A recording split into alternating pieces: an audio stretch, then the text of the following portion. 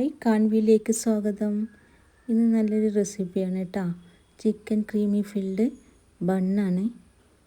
നല്ലൊരു ടേസ്റ്റി ആയിട്ടുള്ള ബണ്ണാണ്, കുട്ടികൾക്കൊക്കെ ഇഷ്ടപ്പെടും. അതിൻ്റെ കൂടെ ഞാൻ സാൻഡ്വിച്ച് ഉണ്ടാക്കുന്നുണ്ട്. അപ്പോൾ വീഡിയോ ഫുള്ളായി കണ്ടു വെക്കുക.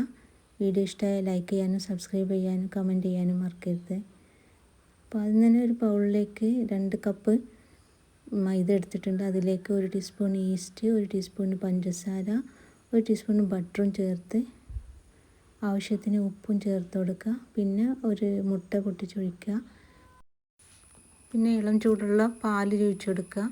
അത് കുറേശ്ശെയായിട്ട് ഒഴിച്ച് നമ്മൾ പാകത്തിന് നല്ലൊന്ന് മിക്സ് ചെയ്ത് അത് കുഴച്ചെടുക്കുക. ഇനി പാലില്ലെങ്കിൽ ഇളം ചൂടുള്ള വെള്ളം ഒഴിച്ച് കൊടുത്താലും മതി. അത് നന്നായിട്ട് കുഴച്ചെടുക്കണം. നല്ല സോഫ്റ്റ് ആക്കി എടുക്കണം. നല്ല കുഴച്ച് വരുമ്പോഴേ അതിന് നല്ലൊരു സോഫ്റ്റായിട്ട് കിട്ടുള്ളൂ. ബണ്ണൊക്കെ നല്ലപോലെ നന്നായി കിട്ടുള്ളൂ കേട്ടോ. എന്നിട്ട് ഇതുപോലെ ഒന്ന് കുഴച്ച് വെച്ചിട്ട് അത് റെസ്റ്റ് ചെയ്യാൻ വെക്കുക. ഒരു 1 മണിക്കൂർ 2 മണിക്കൂറൊക്കെ അതിൽ കൂടുതൽ വെച്ചാലും കുഴപ്പമില്ല. കുറഞ്ഞത് 1 മണിക്കൂറെങ്കിലും വെച്ചിരിക്കണം. അപ്പോൾ ഇത് ഈസ്റ്റ് ഇട്ടുകൊണ്ട് തന്നെ നല്ല പൊന്തി വന്നിട്ടുണ്ട്. ഇനി ഇത് നമുക്ക് ഉരുളകളാക്കി എടുക്കണം. അതിന് ഇതുപോലെ ഒന്ന് കട്ട് ചെയ്തതിന് ശേഷം ഓരോന്നായിട്ട് ഉരുളകളാക്കി എടുക്കാം. നമ്മൾ ബണ്ണിൻ്റെ വലിപ്പം അറിയാമല്ലോ, ആ ബണ്ണിൻ്റെ വലിപ്പത്തിൽ ഓരോ ഉരുളകളാക്കി എടുക്കുക. ചിക്കന് ഉപ്പും കുരുമുളക് പൊടി ഇട്ട് വേവിച്ചെടുത്തിട്ടുണ്ട്. ഇനി ഒരു കുണ്ടുള്ള പാനിലേക്ക് ബട്ടർ ഇട്ട് കൊടുക്കുക. അതിലേക്ക് വെളുത്തുള്ളിയും ഇട്ട് കൊടുക്കുക. ചെറുതായി അരിഞ്ഞതോ ചതച്ചതോ ഇട്ട് കൊടുക്കാം. അതിലേക്ക് 1 ടീസ്പൂണ് മൈദപ്പൊടി ഇട്ട് കൊടുത്തിട്ടുണ്ട്. അതൊന്ന് ഇതുപോലെ ഒന്ന് സോട്ട് ചെയ്തതിന് ശേഷം പാൽ ഒഴിച്ചെടുക്കുക. പാൽ ഒഴിച്ചെടുത്ത് നല്ലൊന്ന് ഇളക്കി കൊടുക്കുക. കുറച്ചൊക്കെ കട്ട ആയിട്ടുണ്ടാവും, പക്ഷേ കുറച്ച് കഴിഞ്ഞാൽ പോയി കിട്ടും. പിന്നെ ആവശ്യത്തിന് കുറച്ചും കൂടി വേണമെങ്കിൽ പാൽ ചേർത്ത് കൊടുക്കാം. ഞാൻ കുറച്ചും കൂടി ചേർത്ത് കൊടുത്തിട്ടുണ്ട്. നല്ല ക്രീമി ഫിൽഡ് ആയിട്ടുള്ള ചിക്കൻ ഫില്ലിങ്ങാണ് വേണ്ടത്. ഞാൻ ചിക്കന് പൊടി പൊടിയായിട്ട് ഗ്രൈൻഡ് ചെയ്തെടുത്തിട്ടുണ്ട്. മിക്സിയിൽ ഗ്രൈൻഡ് ചെയ്തെടുത്തതാണ്. അപ്പോൾ ബണ്ണിൽ നിറക്കാൻ എളുപ്പമാവും. അപ്പോൾ ഇതുപോലെ അതും മിക്സ് ചെയ്തെടുക്കുക. ഇനി അതിലേക്ക് 1 ടീസ്പൂൺ മുളക് പൊടി ചേർത്ത് കൊടുത്തിട്ടുണ്ട്. നമുക്ക് എരിവിന് ആവശ്യത്തിനായിട്ട് ചേർത്ത് കൊടുക്കാം. ഇനി ആവശ്യത്തിന് ചീസ് ചേർത്ത് കൊടുക്കുക. ചീസ് നമ്മുടെ ഇഷ്ടത്തിന് ചേർത്ത് കൊടുക്കാം. കുട്ടികൾക്കൊക്കെ ആണെങ്കിൽ അധികം ചേർത്ത് കൊടുത്താൽ അവർക്ക് ഭയങ്കര ഇഷ്ടമാവും. അപ്പോൾ അതിനനുസരിച്ച് ചേർത്ത് കൊടുക്കുക. ഞാൻ സ്ലൈസ്ഡ് ചീസാണ് ചേർത്ത് കൊടുത്തിട്ടുള്ളത്. മറ്റേതും ചേർത്ത് കൊടുക്കുക. ഇനി ഞാൻ ക്യാപ്സിക്കം ചേർത്ത് കൊടുത്തിട്ടുണ്ട്. ചെറുതായി അരിഞ്ഞ് ചേർത്ത് കൊടുത്തിട്ടുണ്ട്.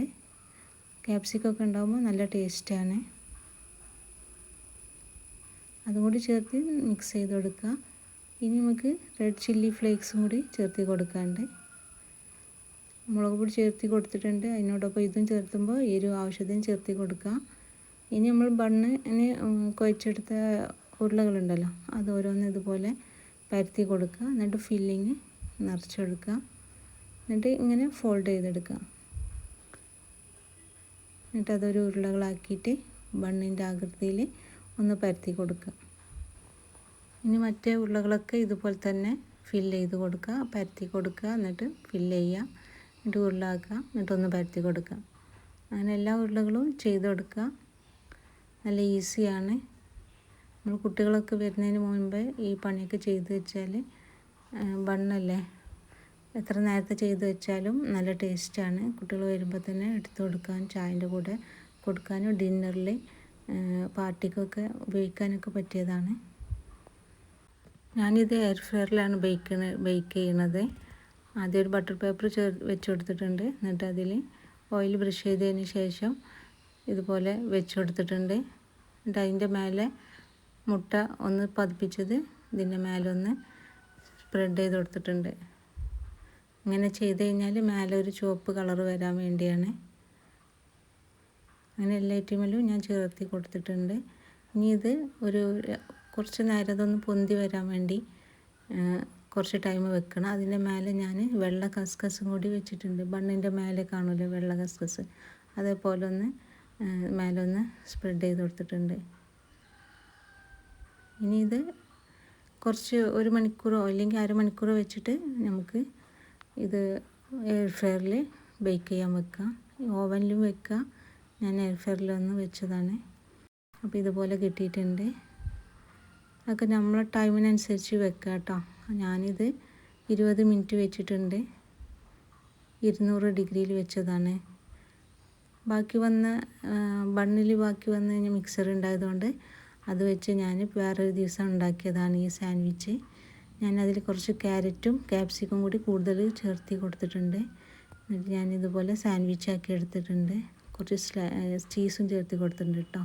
അപ്പോൾ നല്ല ടേസ്റ്റ് ആയിട്ടാണ് ഈ സാൻഡ്വിച്ച് കിട്ടിയിട്ടുള്ളത്. കുട്ടികൾ വരുന്നതിന് മുന്നേ നമുക്ക് ഉണ്ടാക്കി വെക്കാം. അപ്പോൾ റെസിപ്പി ഇഷ്ടമായാൽ ലൈക്ക് ചെയ്യാനും സബ്സ്ക്രൈബ് ചെയ്യാനും മറക്കരുത്. Thank you for watching.